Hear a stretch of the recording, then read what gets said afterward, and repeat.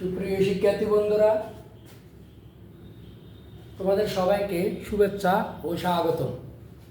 আশা করি সবাই ভালো আছো। আজকের এই পর্বে আমরা নবম ও দশম শ্রেণীর গণিতের অনুশীলনী 11.2 18 নম্বর অঙ্কটির সমাধান করব। বন্ধুরা, 18 নম্বর অঙ্কটিতে বলা হয়েছে একটি আয়তক্ষেত্রের দৈর্ঘ্য 10% বৃদ্ধি এবং প্রস্থ 10% হ্রাস পেলে আয়তক্ষেত্রের ক্ষেত্রফল কত বৃদ্ধি বা হ্রাস পাবে? বলা হয়েছে একটি আয়তক্ষেত্রের দৈর্ঘ্য 10% বা 10% বৃদ্ধি পেয়েছে এবং 10% প্রস্থ হ্রাস পেয়েছে, তাহলে আয়তক্ষেত্রের ক্ষেত্রফল কত বৃদ্ধি বা হ্রাস পাবে? এখন আমরা ধরি, মনে করি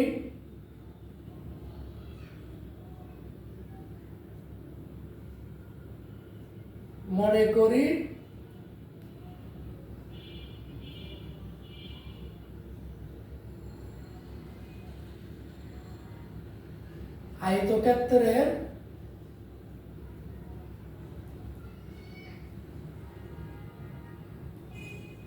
দৈর্ঘ্য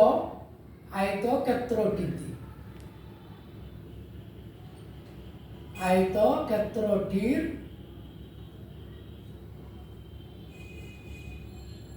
দৈর্ঘ্য একক এবং প্রস্থ বি একক। তাহলে বন্ধুরা, সুতরাং আয়তক্ষেত্রটির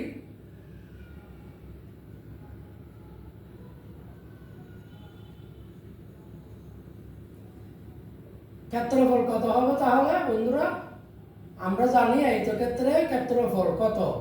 দৈর্ঘ্য গুণ প্রস্থ। তাহলে দৈর্ঘ্য এ ধরছি, প্রস্থ বি ধরছি, তাই এ গুণ বি সমান এ বি বর্গ একক।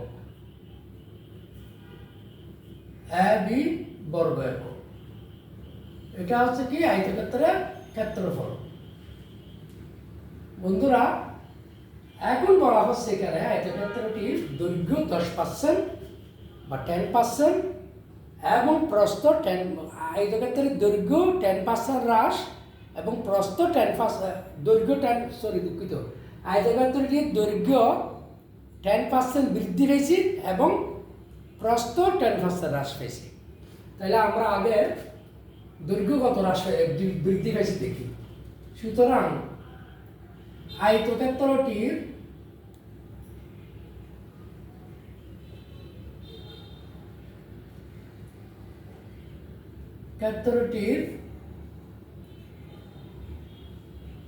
দৈর্ঘ্য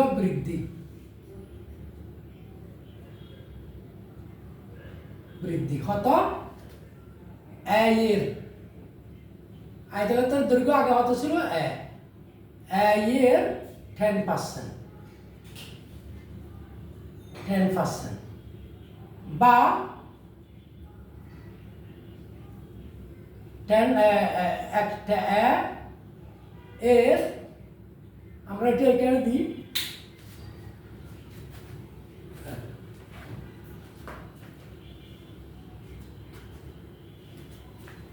বন্ধুরা,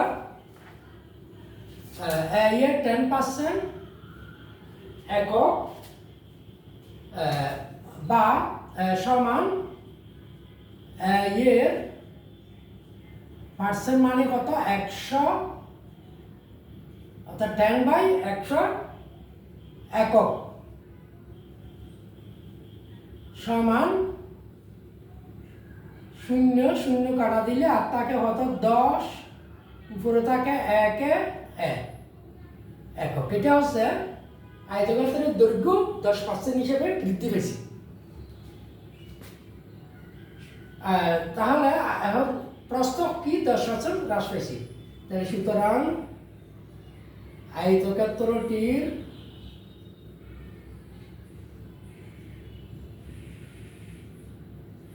ক্ষেত্রটির প্রস্থ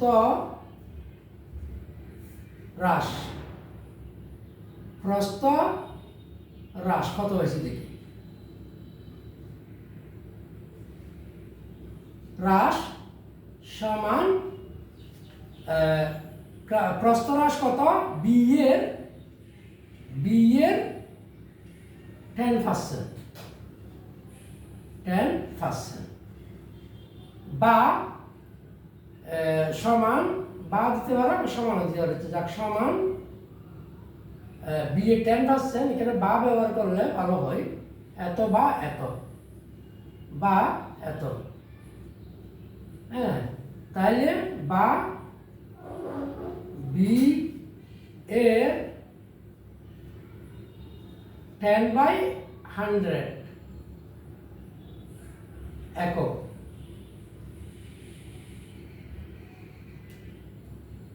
তাহলে 0 গেলে বা কত পাচ্ছি আমরা, বি কে বি বাই বন্ধুরা b/10 একক। ঠিক আছে, তাহলে আয়তক্ষেত্রের দৈর্ঘ্য বৃদ্ধি পেয়েছি a/10 একক এবং আয়তক্ষেত্রের প্রস্থ হ্রাস পাইছি b/10 একক। তাহলে আমাদের আয়তক্ষেত্রের নতুন দৈর্ঘ্য কত হচ্ছে, আগে ছিল এ, এখন বৃদ্ধি পেয়েছি এত। সুতরাং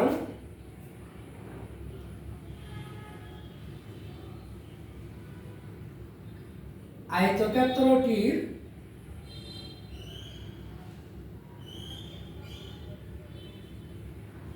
নতুন দৈর্ঘ্য অর্থাৎ বৃদ্ধি পাওয়ার পর, লেখা যায় বৃদ্ধি পাওয়ার পর আয়তক্ষেত্রের দৈর্ঘ্য, নতুন দৈর্ঘ্য কত, আগে ছিল কত এ প্লাস বৃদ্ধি পেয়েছে কত a/10। তাহলে দুটো যোগ দিলে আমাদের কি হবে, নতুন দৈর্ঘ্যটা বের হবে, সমান লসাগু 10 হর দিবাক লব দ্বিগুণ, নিচে মনে 1 দিয়ে 10 কে ভাগ দিলে 10, একে গুণ দিলে 10a প্লাস একে একক সমান 10 আর 1 কত, 10 আর এদিকে 11টা এখানে 10টা, এখানে একটা, তাহলে মোট কত হয় 11টা সমান এত একক। 11/10 একক, এটা কি নতুন দৈর্ঘ্য। তাহলে আয়তক্ষেত্রের নতুন দৈর্ঘ্য বের করছি, নতুন প্রস্থ। ঠিক আছে, আচ্ছা, তাহলে এখন নতুন প্রস্থ কত হবে। সুতরাং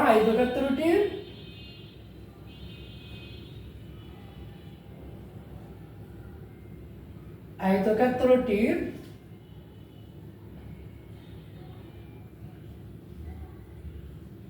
নতুন প্রস্থ, আগে ছিল প্রস্থ কত বি, এটার সাথে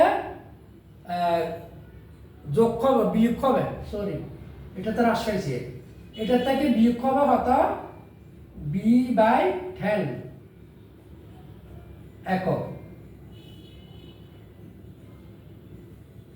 সমান লসাগু বি 1 দিয়ে ভাগ দিলে 10, বি দিয়ে গুণ দিলে 10b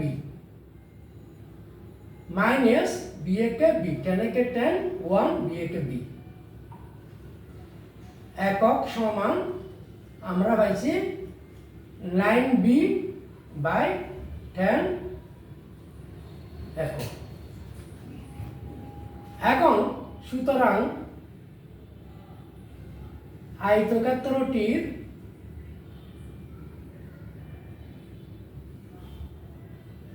নতুন ক্ষেত্রফল, তাহলে আয়তক্ষেত্রের দৈর্ঘ্য ছিলাম প্রস্থ বি, আমাদের তখন ক্ষেত্রফল ছিল 1, তাহলে নতুন ক্ষেত্রফল নতুন দৈর্ঘ্য হয়েছে, আমরা নতুন দৈর্ঘ্য কত পাইছি, যদি আগে ছিল এ বৃদ্ধি পাইছি a/10, ক্যালকুলেশন করে পাইছি 11a ডিভাইড বাই 10, এটা নতুন বৃদ্ধি। তাহলে দৈর্ঘ্য আর নতুন প্রস্থ কোনটা পাইছি, আগে বি থেকে আমরা যেটা হ্রাস পাইছি এটা বাদ দিয়েছি, 9b ডিভাইড বাই 10। তাহলে নতুন ক্ষেত্রফল কোনটা হবে, নতুন দৈর্ঘ্য গুণ নতুন প্রস্থ। নতুন ক্ষেত্রফল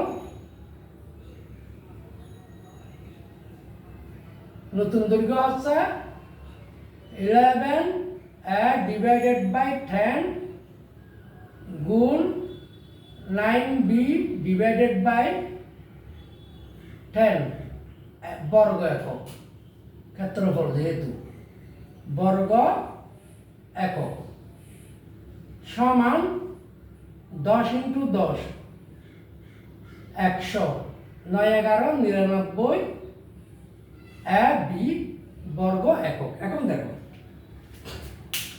আমাদের প্রথমে আমাদের ক্ষেত্রফল ছিল ab মানে 100 তে 100, এখানে কিন্তু আমাদের 99 ab ডিভাইড বাই 100, তার মানে এটা কি আমাদের কমে গেছে না, তো কমে যাবো মানে কি হ্রাস পাবো, তাহলে আমাদের মোট ক্ষেত্রফল মোট হ্রাস পাই, ক্ষেত্রফল মোট হ্রাস পাইছে কত, হ্রাস পাই কত হ্রাস পাবে, ক্ষেত্রফল মোট হ্রাস পাবে, মোট হ্রাস পাবে কত, আগে ছিল কত ab, এখন 99 ab বাই 100, অর্থাৎ আগেরটা থেকে বর্তমানটা বিয়োগ যাবে, বর্গ একক সমান লসাগু কত 100, এখানে মনে মনে নিচে a দিয়ে 1 দিয়ে এটাকে ভাগ দিলে 100 দিয়ে ab কে গুণ দিলে কত পাচ্ছি আমরা 100 ab, ঠিক আছে, বিয়োগ 100 দিয়ে 100 ভাগ দিলে 1 দিয়ে 99 ab কে ভাগ দিলে 99 ab বর্গ একক সমান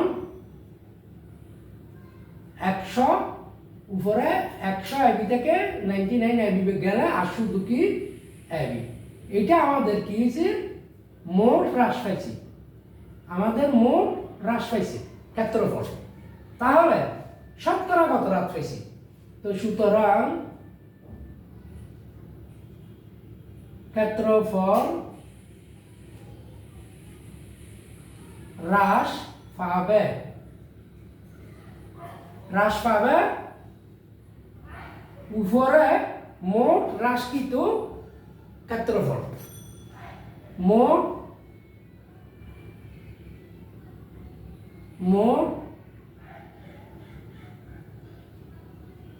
হ্রাসকৃত ক্ষেত্রফল ডিভাইডেড বাই পূর্বের ক্ষেত্রফল, পূর্বের মানে ab, পূর্বের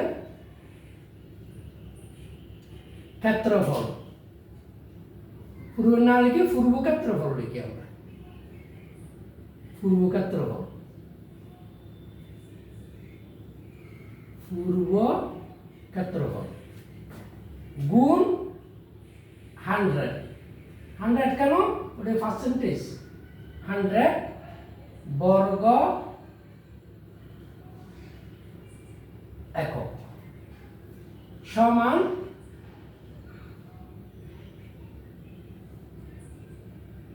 মোট ক্ষেত্রফল হ্রাস হয়েছে ab ডিভাইডেড বাই 100, পূর্ব ক্ষেত্রফল ছিল কত ab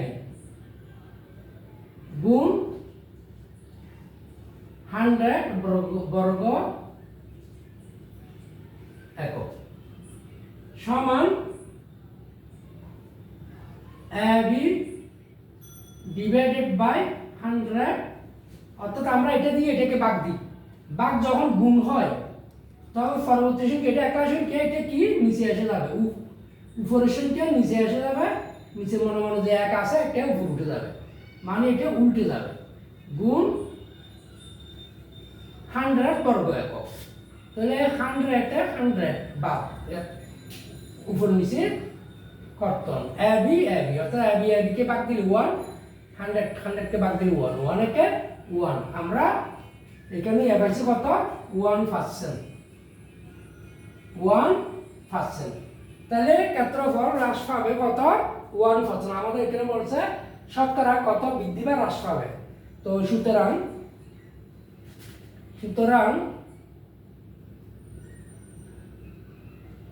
ক্ষেত্রফল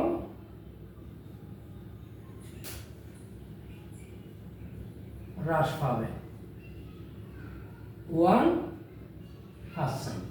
এটা হচ্ছে আমাদের আজকের অঙ্কের আনসার। বন্ধুরা আমি সংখ্যা আরেকবার বুঝেছি, বলা হয়েছে আয়তক্ষেত্রটি ক্ষেত্র দৈর্ঘ্য 10% বৃদ্ধি পায় এবং 10% হ্রাস পায়। আমাদের প্রথমে আমরা মনে করলাম আয়তক্ষেত্রের দৈর্ঘ্য 1 একক এবং প্রস্থ 2 একক। এখানে x y ধরতে পারো, মেনে ধরতে পারো, যে কোনো একটা ধরা যাবে। তাহলে দৈর্ঘ্য যদি 1 হয়, প্রস্থ যদি 2 হয়, আয়তক্ষেত্রের ক্ষেত্রে মূলত দৈর্ঘ্য গুণ প্রস্থ, তার মানে ab বর্গ একক। আমাদের ক্ষেত্রটি দৈর্ঘ্য বৃদ্ধি পেয়েছে কত 10%, দৈর্ঘ্য কত a 10% বৃদ্ধি পেয়েছে। ক্যালকুলেশন করা a/10 আমাদের মোট বৃদ্ধি পেয়েছে। একইভাবে প্রস্থ হ্রাস পেয়েছে b/10। ঠিক আছে, তাইলে নতুন দৈর্ঘ্য কত হবে আয়তক্ষেত্রটি? আগে ছিল a, এই কেসে বৃদ্ধি পেয়েছে a/10, ক্যালকুলেশন করে 11a/10। আবার নতুন প্রস্থ হবে কত? আগে ছিল b, এখান থেকে হ্রাস পেয়েছে b/10, ক্যালকুলেশন করে 9b/10। তারপর নতুন ক্ষেত্রফল হবে নতুন দৈর্ঘ্য এবং নতুন প্রস্থ 11a/10, 11a/10 গুণ 9b/10, 10 × 10 100, 9 11 99, 99ab।